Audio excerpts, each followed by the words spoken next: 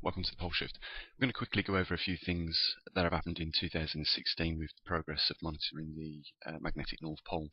Before we do, as usual, big thanks to those people that have supported the channel over the last few weeks. There's only a few of you, as always, but nevertheless, completely appreciated. So, one other thing I noticed on a few of the comments that have been put on a few of the videos recently, and that is that we're spreading some form of fear porn on this channel. It's incredible. It really is, guys. You know, what you're looking at on the screen is not going to be shown to you by any other organisation on this planet. And the reason for that is because they very likely haven't made the same correlations as what we have on this channel. Remember, they're scientists from all these organisations, and you're listening right now to a scientist, and I'm giving you my unbiased opinion. I'm not paid by any of these organisations to say anything at all with relations to the climate, the pole shift, and anything else that we talk about on this channel.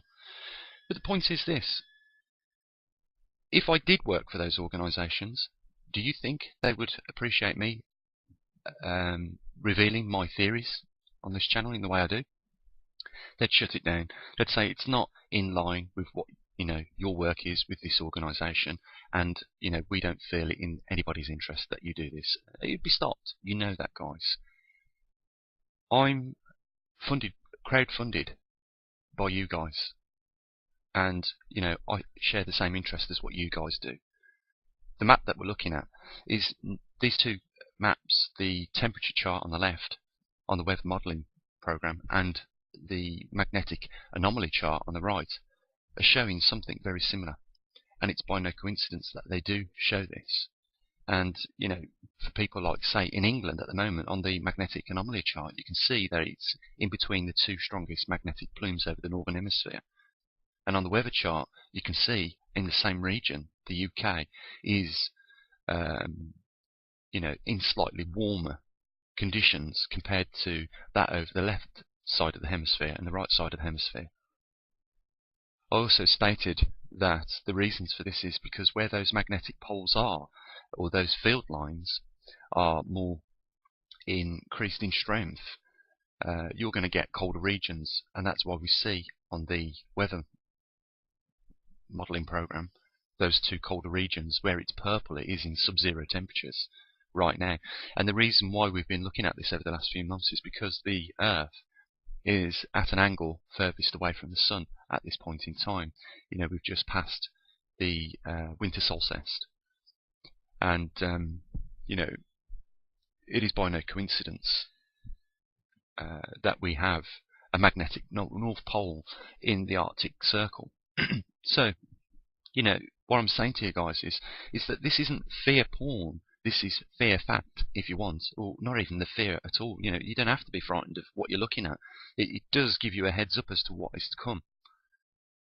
And these are, at the end of the day, changes taking place with the planet that we live on. And if these changes continue in the fashion that they are, there are going to be, massive implications for the people that live on this planet, and there already has.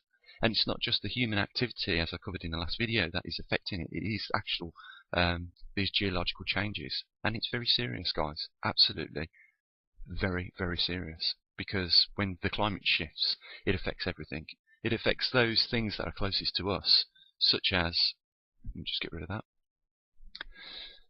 such as the way we produce our food on this planet. And already, to date, some of these countries in the world that we live in cannot produce crops because of the conditions of the climate right now. And it is speculated on this channel that the reason why the climate is shifting, and more recently so, and I think that these two maps that we're looking at right now prove that fact, right, is because the poles are migrating, and they have been doing so for the last 100 years. Now, these organisations will freely admit that, we are in a magnetic pole shift. But what is unclear to them is what is to take place, or should we say at least they're not divulging what is going to take place during this magnetic pole shift. And the reason for that is because it was 780,000 years ago that this rare event happened last. And there are no records, no recorded records of this. And I've also said something else that these organisations, such as NASA, NOAA, the ESA, etc., have not said. And that is, not only are we going through a pole shift, and going through one in a time period of, the last one taking place of 780,000 years ago, is that we are actually going through a unique pole shift. And this pole shift cannot be categorized with any other previous pole shift other than the fact that, yes, the poles will reverse. The difference is that it's taken nearly 500,000 years more for this one to take place, because on average they used to take place every 350,000 years. This one is different, and noticeably different. And what I propose is that something different is going to take place during this magnetic pole shift. And, we should be paying more attention to it. We just simply should be paying more attention to it, because we have looked at Mars. We've seen what happens when a planet loses its magnetic poles and the effect that it has on its planet with regards to stripping away its protective shield. The magnetosphere on Mars is gone. The atmosphere on Mars has gone, and all the liquid water on Mars has gone. And if that, to some people, frightens them, then, I can only apologise for that. I'm just saying that in these similar circumstances of when a planet has lost these things, the end result is the way it looks today. The end result of the Earth losing its magnetic field could, dictate that this planet may look like Mars. The only other thing is to say is, well, when will that take place? Well, we're in the magnetic pole shift, and we don't know how long it takes for these poles to reverse. I've heard rumours come out of these organisations that it could be thousands of years away, and I don't think that that is the case. I've invested a lot of time in this. I've actually done some experiments which shows slightly different things to what is being said by these organisations, such as, you won't hear these organisations talking about strong and weak field lines, with relationship to the Earth's poles.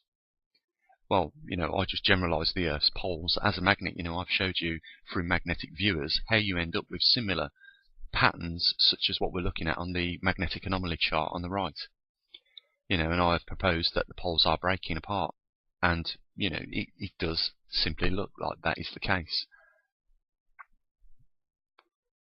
For some continents and countries, it's going to feel like, wherever, depending that magnetic field line is stronger, that you might be going through colder periods on this planet. And in some circumstances, especially for the UK, it's going to seem like we are definitely seeing the signs of global warming.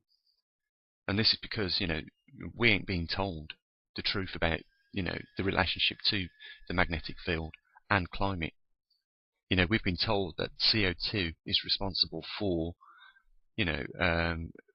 heating this world up to the extent that it has, heating the oceans up, but that is not the truth of the case. The case is this, is that where the strongest magnetic fields are on this planet will dictate where the coldest regions are, and where they're not, you're going to end up with the warmest climates. It should come as no surprise to people that the equatorial region on this planet is the warmest region, and that is because the poles are furthest away from that.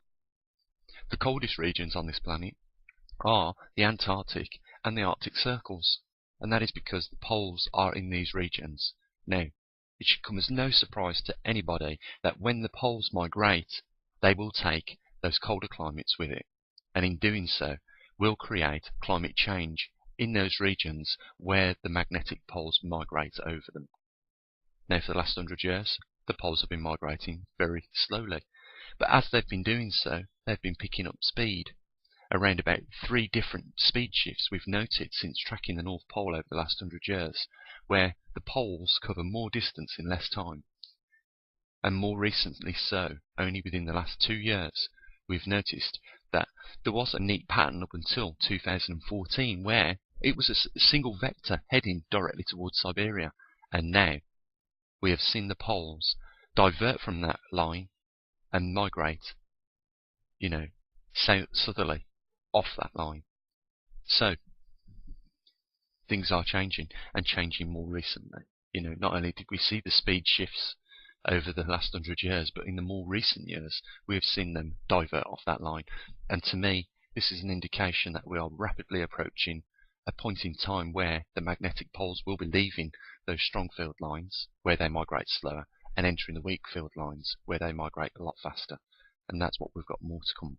And it is going to shift the climate on this planet. It is going to change, the temperatures of the oceans. But not only that, guys, not only that, we are facing a time now, and I'm going to show you, where we are going through something other than this, which also has an effect on the climate. And this is why it's so difficult to predict, or forecast for many years what the temperature is going to be like, because there is more than one thing at hand there. And if you're not playing all these things into,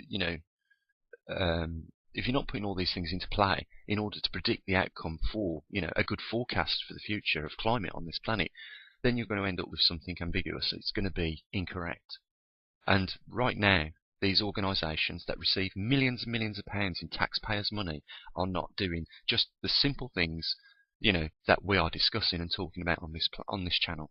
And that's why, this channel's different to any other. That's why the research that takes place is different to any other organisation. It's not only we are putting the pieces better together and coming up with some better results than what some of these organisations are, regardless of the amount of cash that they have, is that we seem to have a better idea of what's causing these events also. And, these things that I show people seem to be, more explanatory, to say the least. If we just take a look at the sunspot numbers recently, just over this month, you'll see that they're again on the decline. And we've noted, I'll just bring it up, we've noted that when these sunspots go into decline and for long periods of time, it also has an effect on the global temperature. Let's bring that up. So you can see we have two big dips recorded in our history where, the temperature's declined. It just so happens that the numbers of sunspots during these periods of times also declined. And, here's the thing, guys, here's the proof, right? That what they're saying about CO2 is just simply not true about causing global warming. Because if we go back to the Maunder minimum, which was described as the Little Ice Age for a period of around 50 odd years, we note that it began to increase in global temperatures from the 1700s.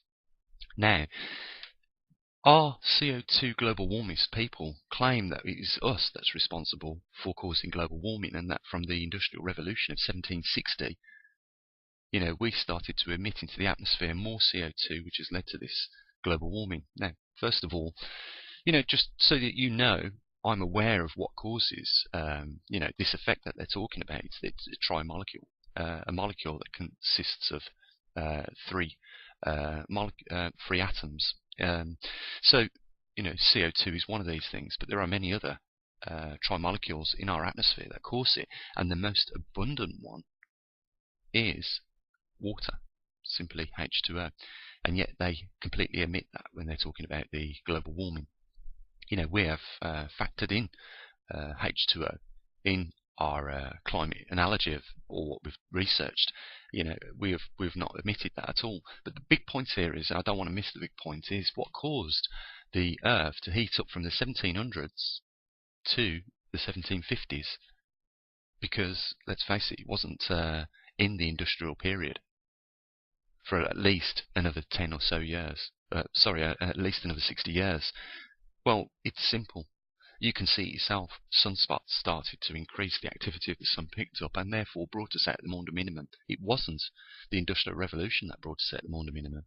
It was the natural effects of what happens in solar planetary mechanics.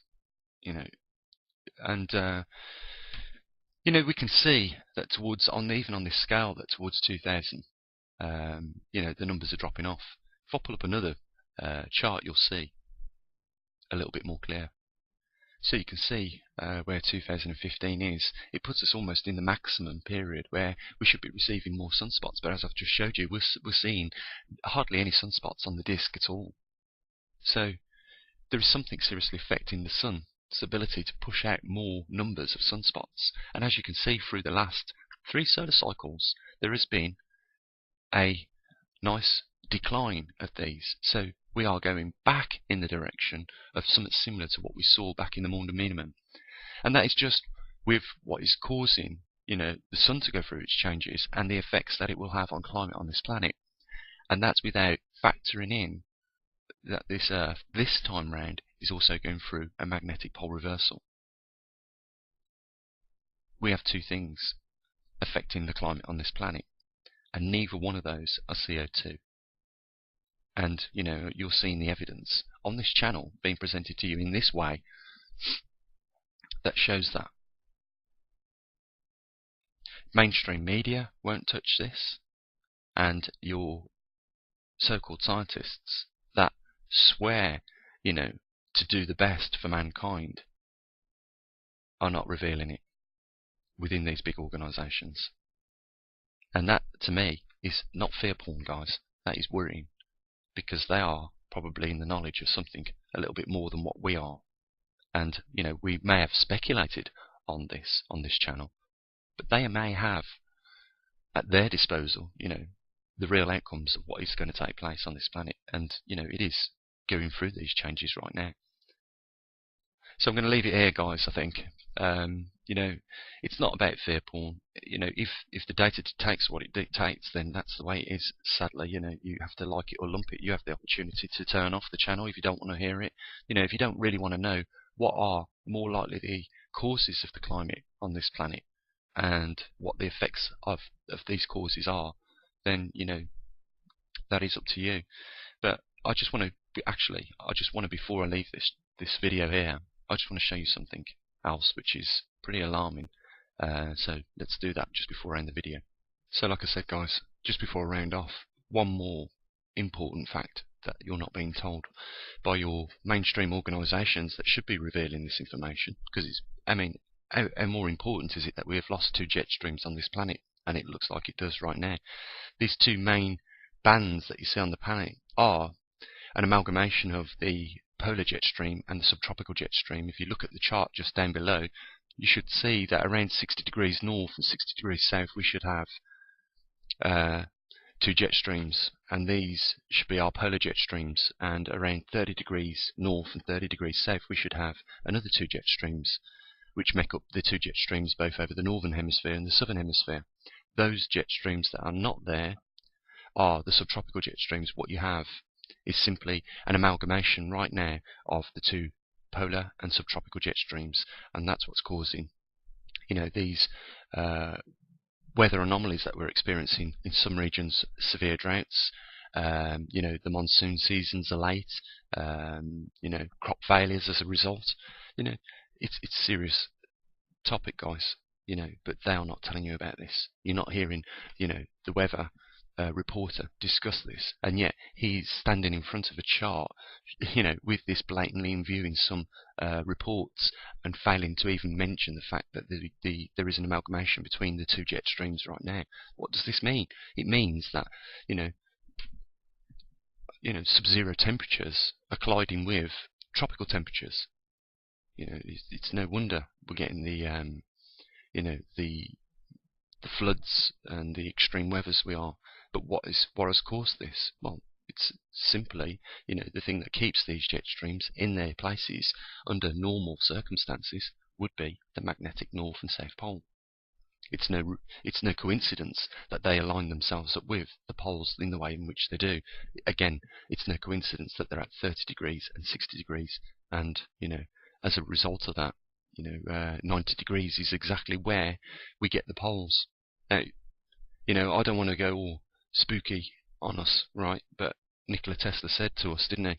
If we figure out what the relevance of the 3, 6, and 9 is, we're going to understand or have the keys to this universe. And it does seem that is the case. Just look at where, during solar maximum, the sunspots are on the sun. And when we're in a minimum, where are the sunspots? It's by no coincidence, is it? He obviously understood a little bit more than what he may have even revealed with regards to these mathematical numbers that he mentioned regularly. And I think that's it, guys, for this side of the Christmas. There's a little recap on just a few of the serious things that are taking place by all means, we're not trying to frighten people on this channel. We're trying to educate them as to what is going on, and I think we're doing a more honest job of that, of what some of the main organisations are, and some of what these climatologists are actually revealing as to what is going on this planet. And I dare say that is why a few people now and then feel that it is worth funding this research, and therefore they make a donation of some sort on this channel. And it's never been mandatory. I've never said, look, the polls are going to, the videos are going to stop unless we start getting some funding. I just make do with what I get. So I'll mention the link down there. By all means, the more help we get, the more we can do on this channel. And you already know what we're trying to do with regards to actually taking it upon ourselves to monitor it with the equipment that we've built. We've built our own equipment to monitor the magnetosphere strength, which is weakening. We've built the equipment to track the magnetic North Pole. We're giving them a run for their money. I mean, they've got unlimited sources, to, invest in whatever they feel fit. I mean, they've got programmers, they've got a whole range of people and professionals that they can apply. At the end of the day, there's just me on this channel. And, what have I done? I've designed, programmed, and built my own equipment. And that has been with the little bit of help from the crowdfunding that we've received. That's what we can do on this channel. And we're doing we are doing a really good job. And, I just hope that, we go from strength to strength. Look at the subscribers. The subscribers on this channel have gone up in the last couple of months. Nearly 2,000. We're over 10,000 subscribers now. So we are, getting the information out there to those people. On average, we usually achieve around about 60,000 views on the channel a month. So we're not doing a bad job, really. Word is getting out. And that's what we're trying to do at the end of the day, inform people, not frighten them. Although some of the effects of what we see are more than frightening to some of these people that actually experience them. I've told you before, guys, it's wrong what's going on in the Middle East. People are losing their lives and they're not prepared. Sometimes we can make, just put a bit of information out there that they might stumble on. They might tell people in their community that this could be on the cards. During these winter periods when, these sub-zero temperatures are dipping well close to the equatorial regions. I mean, we've seen it ourselves, haven't we? Islands that have experienced snow for the first times that's devastated the complete crop, killed the cattle. Not small quantities either. Thousands of hectares and millions, well, not millions, but, hundreds of thousands of heads of cattle gone as a result. It's serious. It will have an effect on the rest of the world, these losses. So it's a serious topic that we discuss on this channel, and it's not about frightening people or anything else. Guys, on another note, it is the season for being jolly, isn't it? So, I wish you the best Christmas you could possibly have, and I'll definitely see you in the new year. And we've got a lot planned for 2017 on this channel. So, I want to thank you for your subscription. I want to thank those people for, supporting the channel with, a contribution. And I'll catch you up in 2017. And, I hope you have the best Christmas ever with you and your family. Take care. Link down below if you want to support. And as always, guys, bye for now.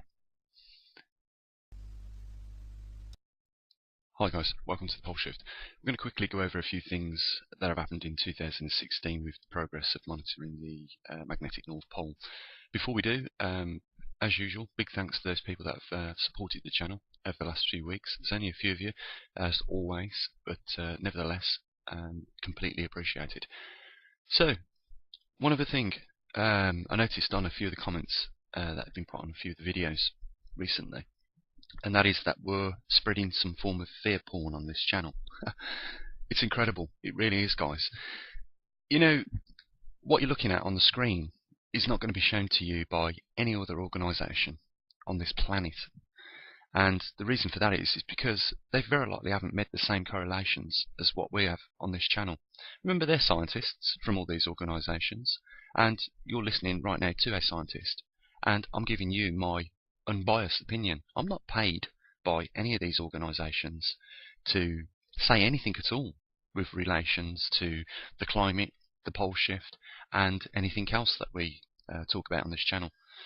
But the point is this: if I did work for those organisations, do you think they would appreciate me revealing my theories on this channel in the way I do? They'd shut it down. They'd say it's not in line with what your work is with this organisation, and we don't feel it in anybody's interest that you do this. It'd be stopped. You know that, guys. I'm crowdfunded by you guys, and I share the same interest as what you guys do. The map that we're looking at is these two maps: the temperature chart on the left on the weather modelling program, and the magnetic anomaly chart on the right, are showing something very similar. And it's by no coincidence that they do show this.